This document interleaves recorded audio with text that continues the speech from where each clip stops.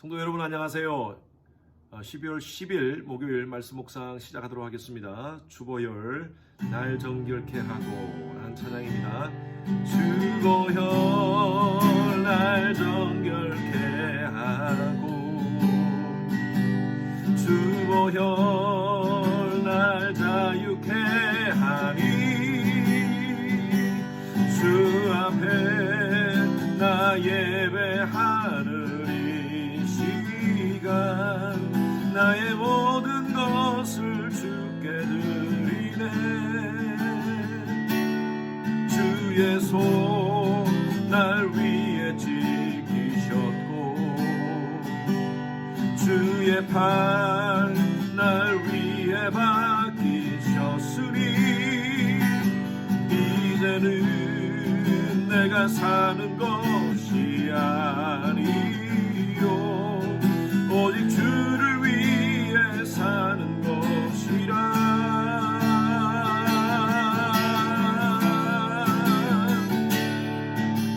주의 손에 나의 손을 포개고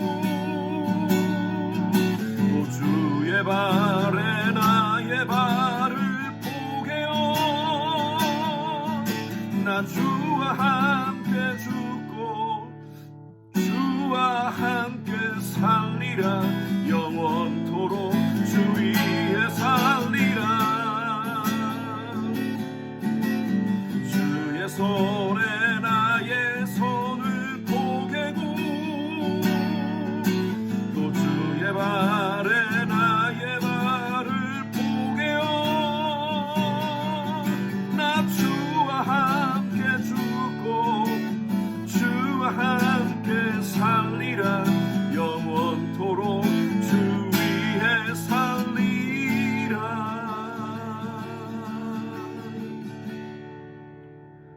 주 위에 살리라.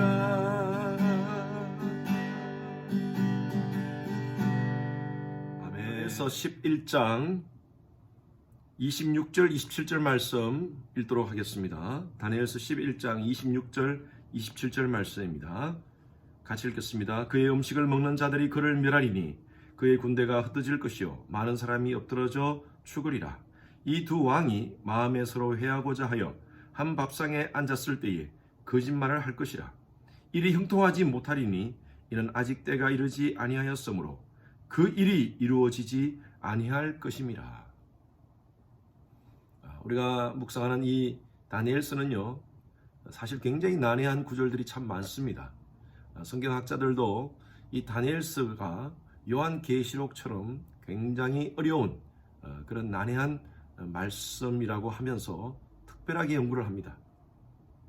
저도 신학교 다니면서 이 다니엘서만 가지고 한 학기 동안 공부를 한 기억이 있습니다. 그만큼 이 다니엘서는 그만큼 힘들고 어렵지만 매우도 중요한 말씀들이 담겨져 있습니다. 다니엘을 통하여 앞으로 역사 가운데 일어날 일들에 대해서 하나님께서 말씀을 한 것입니다. 제가 지난주에도 말씀드렸다시피 이것은 다니엘 시대에는 미래였지만 저희들 시대에는 이미 과거가 되었고요. 역사적 사실로 다 드러났습니다. 성경은 이중적 성취라고 제가 말씀을 드렸어요. 이미 다니엘서 이 말씀은 역사에서 성취된 말씀입니다. 하지만 그러나 앞으로 다가올 미래 이 마지막 때에 일어날 일들에 대한 그런 메시지이기도 합니다. BC 605년경에 다니엘은 바벨론의 포로로 끌려갑니다. 그리고 그곳에서 우리가 잘 알다시피 왕의 2인자가 되죠. 그리고 네 왕을 섬기게 됩니다. 느부갓네살 왕 이후로부터 바사와 메대 왕을 섬기게 되고요. 나중에는 페르시아 왕을 섬기게 됩니다. 그 당시의 역사의 그 많은 변환기 속에서 하나님은요 앞으로 200년 300년 후에 되어질 일 역사의 엄청난 변환기를 겪게 된다는 메시지를 다니엘을 통해서 주십니다. 그 당시에 강한 나라 바벨론이 결국에는 바사에 의해서 멸망을 당하고요. 그리고 이 페르시아, 이 바사라고 하는 페르시아는 나중에 헬라에 의해서 멸망을 당합니다. 지난주에 말씀드렸다시피 헬라 왕 알렉산더가 엄청난 파워를 가지고 그 지역을 다 점령하게 됩니다. 이 다니엘의 예언은요, 알렉산더가 태어나기 전 300년 전에 예언된 것입니다. 그런데 여러분 보십시오. 계속 8장, 9장, 10장에도 이 말씀들이 있었지만, 그러나 11장 앞부분부터는요, 이 앞부분의 모든 것들을 정리하는 듯한 그런 메시지가 담겨져 있습니다. 자, 11장 3절 한번 보십시오. 우리가 어제 묵상했던 말씀이죠. 장차 한 능력 있는 왕이 일어나서 큰 권세로 다스리며 자기 마음대로 행하니라. 바로 알렉산더를 얘기하고요. 4절 보십시오. 그러나 그가 강상할 때에 그의 나라가 갈라져 천하 사방으로 나뉠 것이나, 알렉산더 이후에 알렉산더가 통치한 나라를 네 부하들이 다스립니다. 그 중에 두 왕이 두드러진다고 말씀을 드렸습니다. 지난주에 제가 말씀드렸죠. 한 왕은요, 성경에서 북방왕이라고 나와 있고요, 한 왕은 남방왕으로 나와 있습니다. 그 남방왕과 북방왕의 싸움이 바로 시작된 것입니다. 이 북방왕은요, 그 당시에 시리아를 중심으로 한 셀류쿠스 왕조입니다. 이 남방왕은요, 애굽을 중심으로 한 프톨레미 왕조를 얘기합니다. 여러분, 애굽과 시리아, 여러분 그 중간에 누가 있습니까? 이스라엘이 있습니다. 이 북방왕과 남방왕 사이에 중간에 끼어있던 나라가 바로 이스라엘이었습니다. 이 전쟁 속에서 이스라엘은 엄청난 고난을 당합니다. 그 일들이 일어나기 약 한 300년, 400년 전에 다니엘이 예언을 했고요. 실제적으로 우리 지금에서는요, 그것이 과거입니다. 과거에 엄청난 그런 전쟁들이 있었습니다. 결과적으로 이 일로, 이 남방왕과 북방왕의 싸움 때문에 이스라엘은 엄청난 고통을 당합니다. 그 내용들이 오늘 다 나와 있는데 이것을 다 설명하려면 시간이 너무나 없습니다. 그러나 중요한 포인트가 있습니다. 이 메시지를 통하여서 하나님께서 다니엘을 통하여 우리에게 하시고자 하신 메시지가 뭔가, 여러분 이것이 참 중요합니다.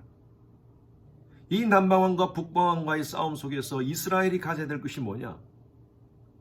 그것은요, 하나님을 신뢰하고 하나님을 인정하는 신앙이었습니다. 그러나 400년 침묵기 동안 이스라엘은 하나님을 잊어버렸어요. 우리는 과거의 이 모든 이스라엘의 역사, 또 이 세계의 중동 지역의 역사를 바라보면서 우리가 받아야 될 교훈이 있습니다. 그것이 뭐냐면요, 이 모든 역사는, 제가 지난주에도 강조드렸습니다.